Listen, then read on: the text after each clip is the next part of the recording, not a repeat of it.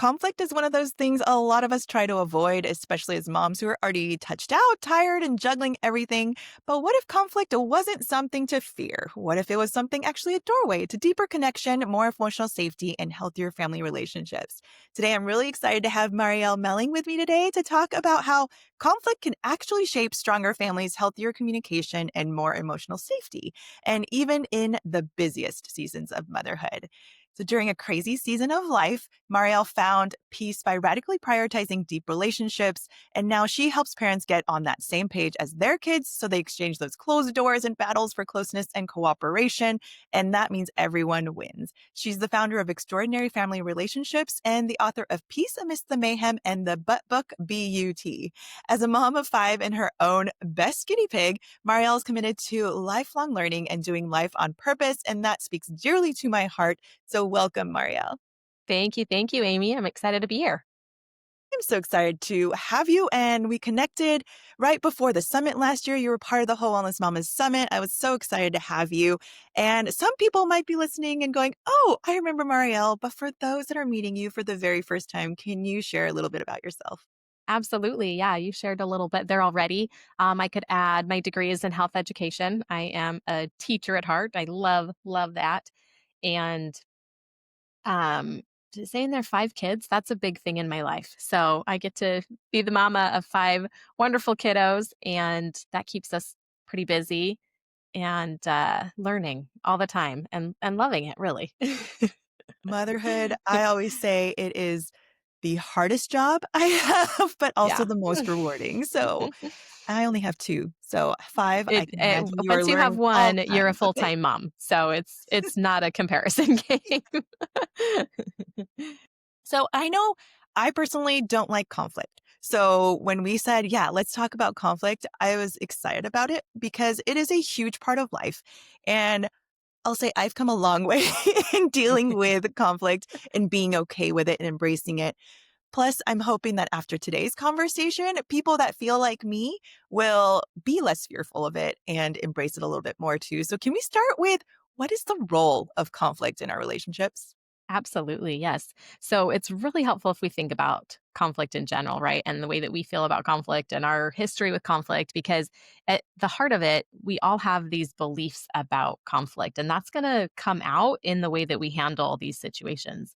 And so if I believe that conflict is a sign of a struggling relationship, I'm going to want to avoid it, right? If I believe conflict is dangerous, I'm going to want to avoid it. If I believe conflict is a competition and I need to come out on top, I'm going to handle things differently. So, just taking a moment to think, okay, what do I believe about conflict can be really beneficial.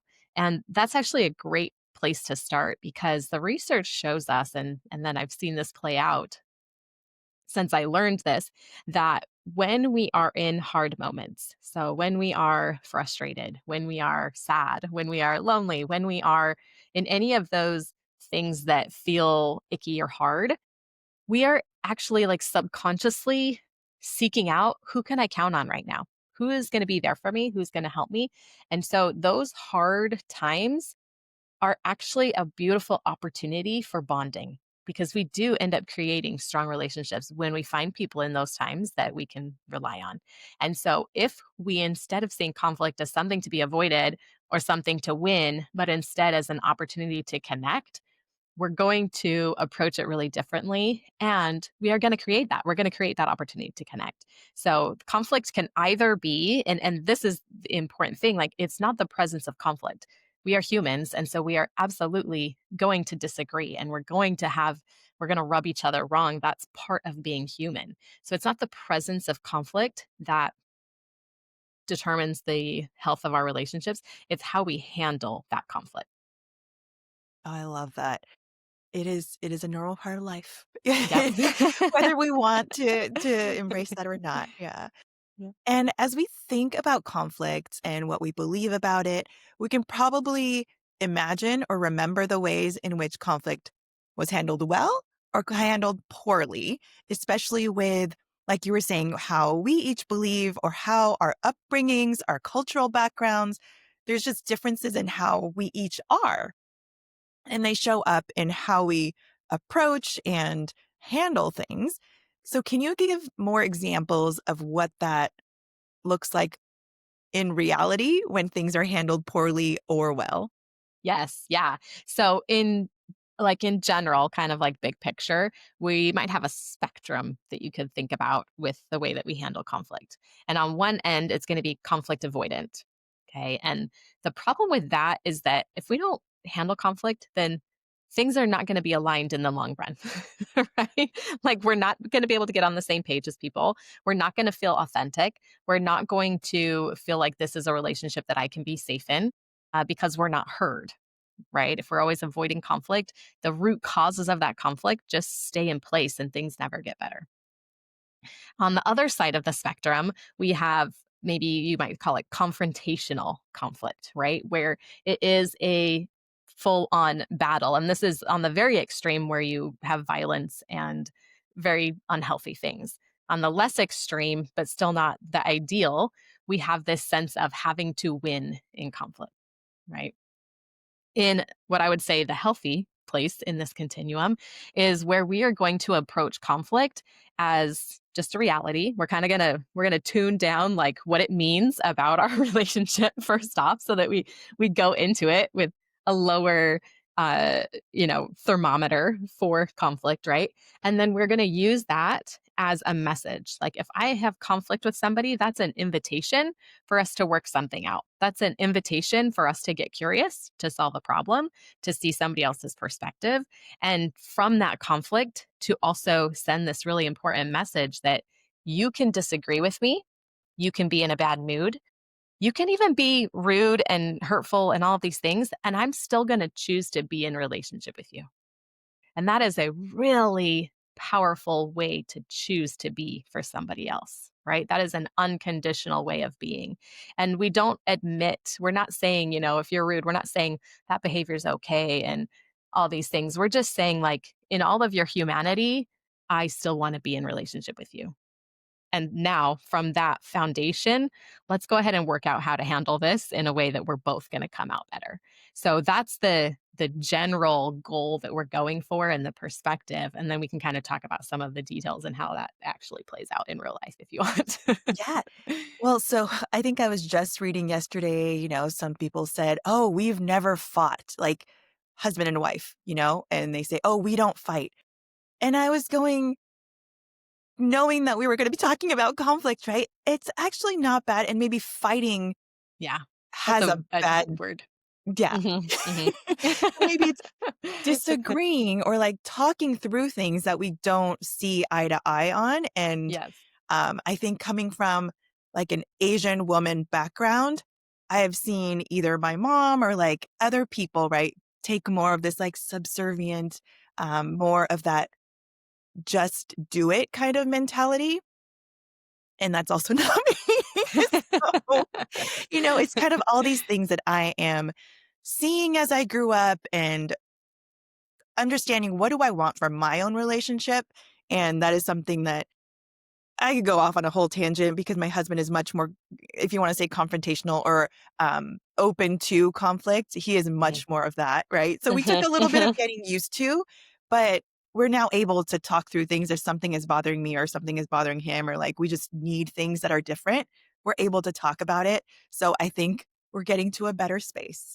Awesome. That's But awesome. That kind of growth is awesome. yeah, it's a fascinating, um, just the backgrounds that we come from, and we have these patterns built into us. So Yes. maybe this is me segueing into how can we handle things better and grow in these ways so that we can handle conflict better instead of poorly and saying, no, you just don't understand me and I'm not going to Yeah. talk to you about anything. Yeah, love it. I love it. I once heard a just kind of like piggybacking on what you said, a marriage therapist who would talk to people before they got married, also, and helping them prepare for that and things like that. And he would ask his clients, "What have you disagreed about?" And the ones who said, "Oh, nothing. We like are on the same page about everything." He'd say, "Okay, your assignment is to go home and find out what you guys are lying about." Because yeah, we're not talking about, yeah, but his quote was lying. I remember that and just laughing because it's you don't have to fight. You don't have to fight, but there are going to be disagreements. And that's kind of the foundation, is to get really comfortable with that idea, because a lot of us, we all, I think, will say, like, consciously, logically, I know it's okay for people to disagree with me. I know it's okay for me to disagree with people. But in our gut, sometimes that feels threatening. And maybe we learned that from our upbringing, that it was disrespectful, Mhm. that disagreeing equaled disrespect. Maybe we learned in our upbringing that I had to fight for my opinion, that it wasn't okay. If I didn't fight for it, nobody was going to listen to me, right? That it was weak if I didn't fight for it, those kinds of things. So if we can, at the forefront, just really on a gut level accept that we're all going to disagree, and that's part of being human, and that's the beauty of it, and then go one step further and defend other people's right to disagree with me. And this is huge for our children, right? If we can get to the point where we are teaching them and showing them it is okay for you to disagree with me, that's going to do a lot of things, laying the foundation for healthy conflict resolution, because it's going to allow them to try out their ideas and to express their ideas without fear, without shame, without feeling the need to rebel or be angry to be heard. All of a sudden, they can just talk about their ideas and be heard. And oh my gosh, it's huge. It's powerful, right? So that's the first thing, is to, or I don't know if there's an order of events there, but really to go into it with this different mindset, that conflict is an opportunity to connect, and that I am going to defend your right to disagree with me. And I love that you brought it back to kids because just the other day, we were having a conversation with my older one, and I knew he wasn't sharing something, and he felt like he didn't wanna share it because he knew it would make me sad or it would make me disappointed or it might not be something that I liked hearing, and I was like, "I don't care, just tell me, and I will love you regardless," and they need to have the safe space to know, like you were saying earlier, that they will still be loved, they will still be appreciated, and even if we disagree, it doesn't matter, and I would rather hear something that I don't like from his mouth than from somewhere else. Yes. Um, I think I had another friend that, their daughter came up to them and said, "Mom, you might be getting a call from someone because I did this thing," right? But for their kids to be able to come to us and be able to share it and tell us how they're feeling about it, what happened, it's huge to have It that safe space. truly is, it truly is, and there's this human instinct to hide that, right? So even though it sounds like you guys have a great relationship and you're putting out all the right signals as a mom, and still your kid is like, "Oh, I don't think I should tell her this." That's very human, because we have this real deep, deep, deep need to attach and to connect and to belong, and we have these fears, "Oh, if people found out what I really thought or what I really did, then they wouldn't feel good about me, right? They wouldn't want to be in relationship with me." And so our role as, either parent or spouse, or whoever we're choosing to improve our relationships with, our role as the intentional person is to be the one that is purposefully showing, yeah, when you mess up, I still love you. Yeah, when you say something that you shouldn't have said, I still love you. All those kinds of things. Being truly unconditional, because the gut instinct is no, the people aren't going to treat me that way. So we have to kind of go out of our way to show it's okay. It's okay to be fully you.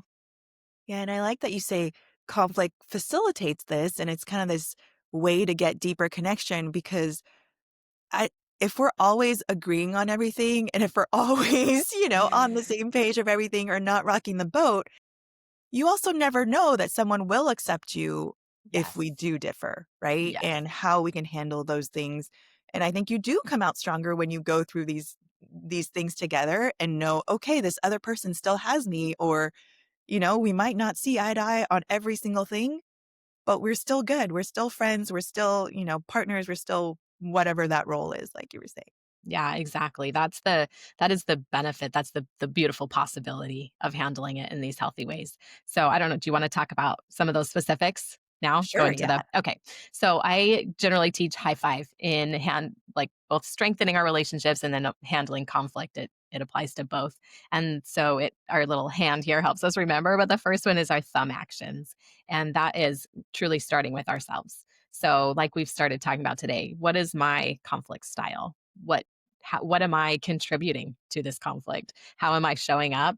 Do I deeply understand myself and why I'm showing up in that way? And then, really importantly, offering myself compassion, because that is going to lay this foundation for you being able to show up whole and authentic and kind and compassionate for other people when you give that to yourself first. So that's our first thing, is to offer that self-compassion and really strive to understand ourselves and to start with ourselves. Truly, that's the only thing we can control, right? so so just recognizing that and starting there is uber powerful.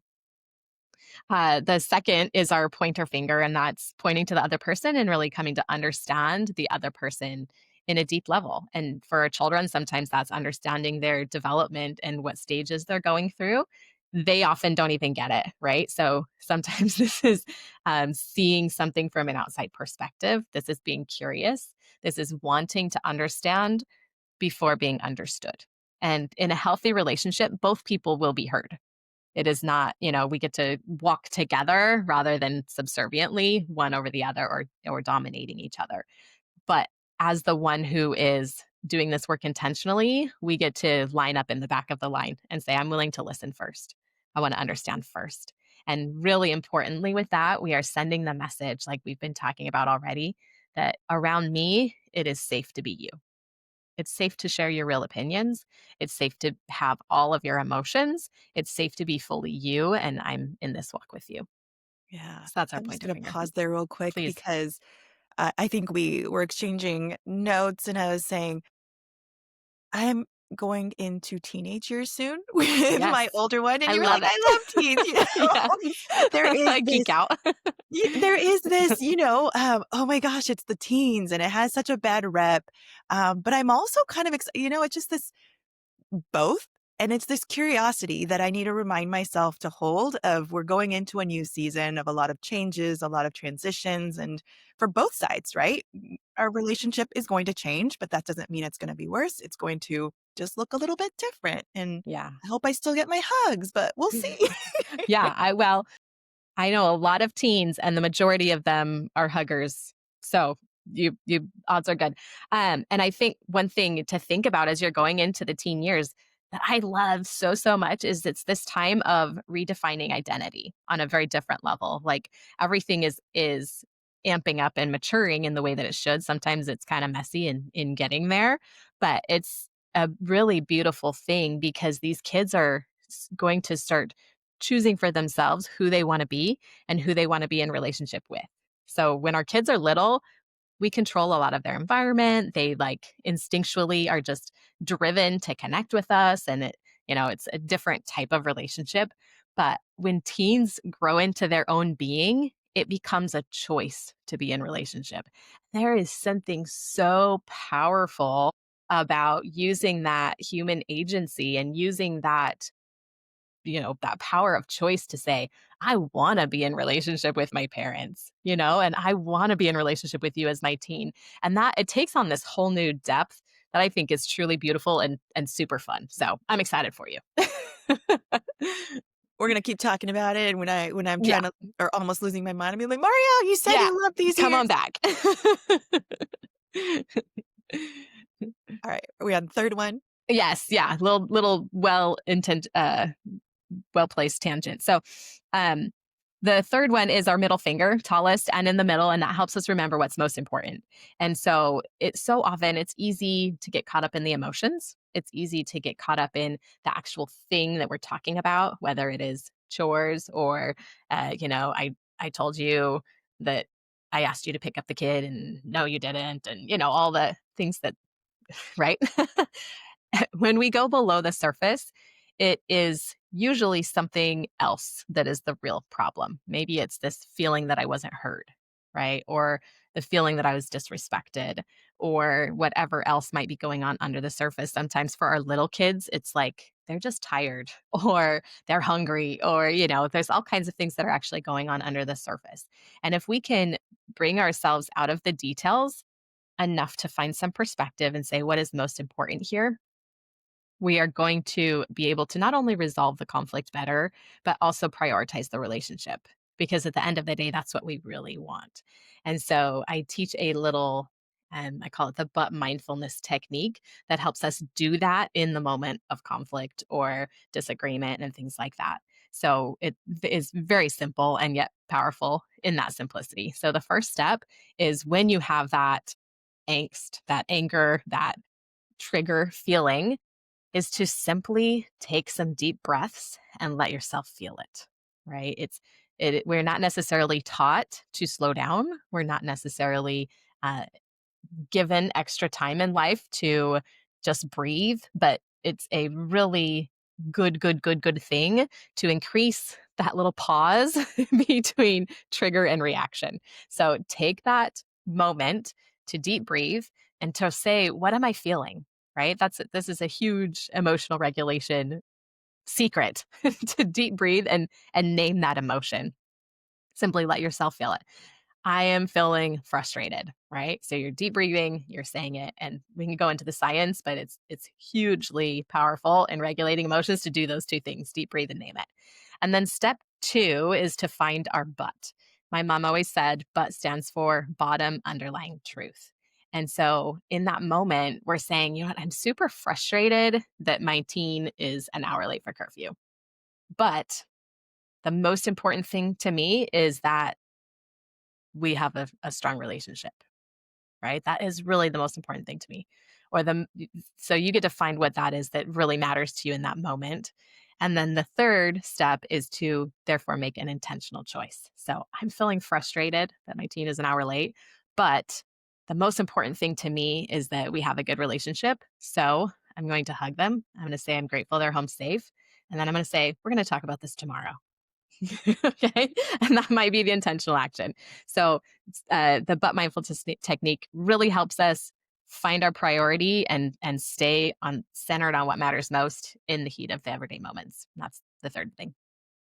Well, that's so important in so many different things. I think this month has been kind of chaotic for work stuff too. So I'm like, okay, what what is our you know our whole goal? What is the important thing? What is the group thing that we can do? So thank you Yeah. for that reminder. I appreciate it in Yeah. all And I aspects of my life. yeah, and I truly believe we're living in distraction culture right now, in this Mhm. culture that is bombarded with technology, that is sending these messages that like you're supposed to do everything and you're supposed to do it right now and that this is important and this is important and you need to respond to this text right now and you need to be on the, all these things. And then it's also a culture of distraction from what matters most. And so if we are able to step outside of that and say, no, I'm going to be present for my relationships. No, my relationships actually matter most. Finding those moments throughout the day to actually step out of that culture and intentionally into this choice for closeness and connection is really powerful. I love that. Excellent. Our ring finger? Our ring finger. So, our ring finger, this one's always a stretch, but it works for me. So, just imagine that you're wearing one of those watch rings. Remember those old watch rings? Yep. And that just reminds us of the importance of time and being intentional with our time. So we are laying a foundation of quality time. Every relationship requires it, whether it's the relationship with yourself, your spouse, your children, anybody that you want to have a good relationship with, you need some quality time. And so we're laying that foundation. And then with that, we're choosing to be present during that time. So we are, and in that moment of conflict, we are choosing to be present. We're putting the phone away. We are honing in and we're saying with our body language and with our words, I want to be in this moment with you, even if it's uncomfortable for me. So that's our ring finger. Well, how many times have we had the tantruming kid or the like, Right. and you're just like, "Oh Yep. my gosh, I need to get out of here." But also when you sit with them and just being next to them, even though Yeah. it's really hard and I'm getting really angry, you know? And sometimes that space is necessary, but I have found most of the time, if we can just sit with each other and get through each of our emotions, and I can Mhm. see the better in him of, okay, he's not like, he can't help it, This is how he's showing up, and he's just showing frustration, and if I can sit with him and show him that it's okay. feel your feelings. I'll be here." Mhm. Mhm. It's turned out a lot better. So So much better. So much better. And we'll be honest, right? Like this doesn't always work 100% of the time. Sometimes we're in a hurry. Sometimes we have to get out the door. Sometimes we're in a bad mood. Sometimes where all of those things are part and parcel of being human and being real people. So don't hold yourself to an impossible standard. The goal is to grow and learn in this area, right? To show up a little bit better tomorrow than we did yesterday. So yeah, lots of grace with yourself when you're not present or when you just have to escape or Y all of those oh, I've done things. that plenty of times too. I'm Oh, like, "I yes, me am too. not gonna be able to sit here. Like, Yeah. love you. I'm coming back in a Yep. Yep, after I cool down." that's part of being aware, that's part of self-awareness, right? Like, these things don't all have to be resolved right this minute. There's some freedom and some peace in being able to say, "Let's handle this later. Let's put this on the shelf until we're both in a better place or until we actually have time to address it," or something like that. So another skill set that develops with this desire to be present is what we call attunement.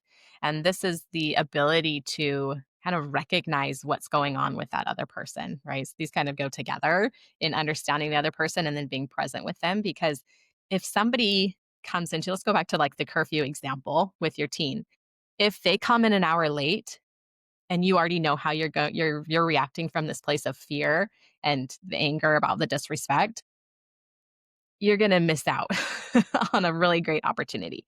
But if you come in first with a desire to be present and to understand what's going on, you're gonna be able to be attuned to what their experience is right now. Are they also scared? Did something happen to them, right? Or are they afraid of your reaction? Or are they really like already penitent and feeling bad? And now a lecture is just gonna make them be mad at you because they already get it, right? If we can attune first with what they're bringing to the situation, how that other individual feels, we're going to be able to handle it in a way that reacts to the reality instead of our internal story or fear that we've built up. Yeah, love So that. that's Yeah. that presence attunement time. And then our little pinky is our playful pinky, and this reminds us to keep perspective. Right, the conflict is a part of relationships, but it doesn't need to be the biggest part of relationships. And even when we disagree, there is room to be playful. There is room to be positive. There is room to be fun.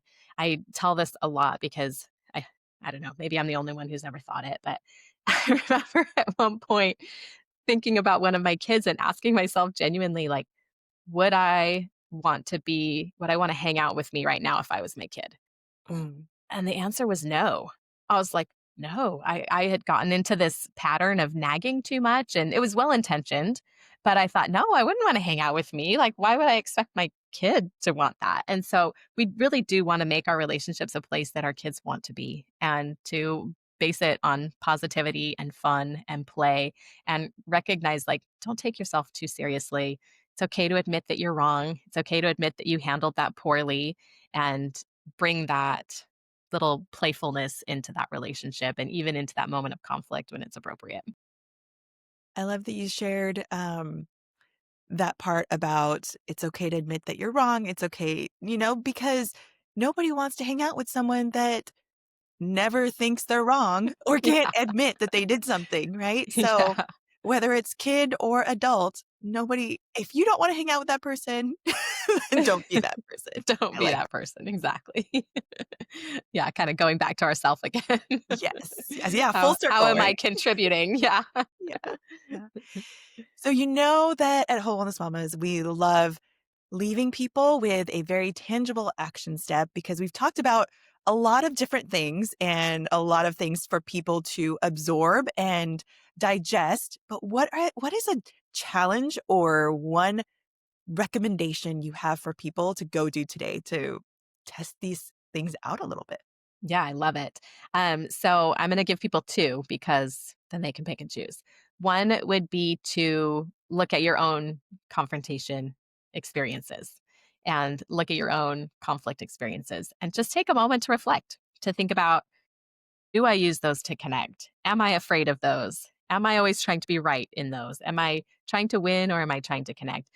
And be really, we always like to say in my community that we are clear, we're honest, we're intentional, we're action takers. So be really honest with yourself. And that comes from that deep self compassion that whatever I find in there, even if I look back and go, shoot, I do not like the way that I have handled conflict, right? Or I'm so afraid of conflict. Whatever it is that you find there, feed that with self compassion. So that would be one invitation to just reflect on your own conflict experiences and think about how do I like that or do I want to change in this area? The second invitation would be to use the butt mindfulness technique, just to, in that heat of the moment, everyday moments, bring it back to what matters most to you. Because in the end, we are going to drop a lot of balls.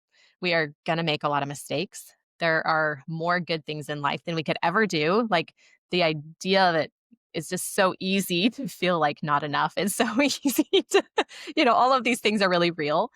But every single day and over a lifetime, if we are aligned with what matters most to us, Mhm. all of those other things fall away.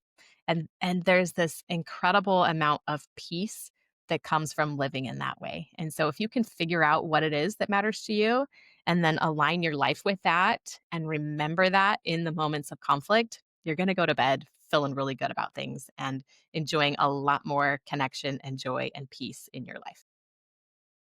Amen to that. Yeah. So you talked about your community. Where can people connect with you further? And is there anything else that you want to share with our moms? Awesome. Yeah. So I would love to connect with people. The easiest is the website, yourefr.com for extraordinary family relationships. So yourefr.com. And you can find out all that we are up to there, find links to the community, all those kinds of things. And or Instagram. I'm on there an itty bit. But that's at extraordinary.relationships. So would love to connect for sure with And we'll listeners. have all those links in the description as well. Perfect. Perfect.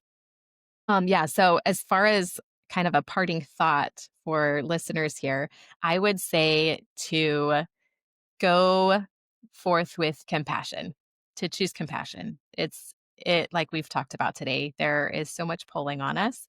There are so many messages about what you should worry about and how you should parent and how you should show up and how much money you should make and all of these shoulds.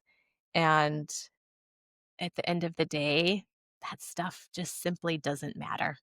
So choose to have compassion with yourself, choose to be authentic to your values and the life that you really want to create, and then choose to have that compassion for other people. It is such a gift that we can give and will truly create I'm not exaggerating when I say a different home life for you and your family and a different world because that's what the world needs more of right now. So make that choice and then know that you are doing better than you probably think, that you are already doing so much good in this world. Absolutely. Oh, this is why I love talking to you, Marielle, because it definitely resonates with my heart. I talk to people about planning with exactly that, right? Of what do you want to align with? What are your values? And starting with this whole life vision for yourself. So I love it. Compassion, friends, for yourself, especially. I think it's hardest for ourselves most of the time. Yeah. So thank you, Marielle. Always a pleasure. And for anybody that is listening and has questions, drop them in the comments for us. And we'd love to address those with you further. Thank you, Marielle. Thank you, Amy.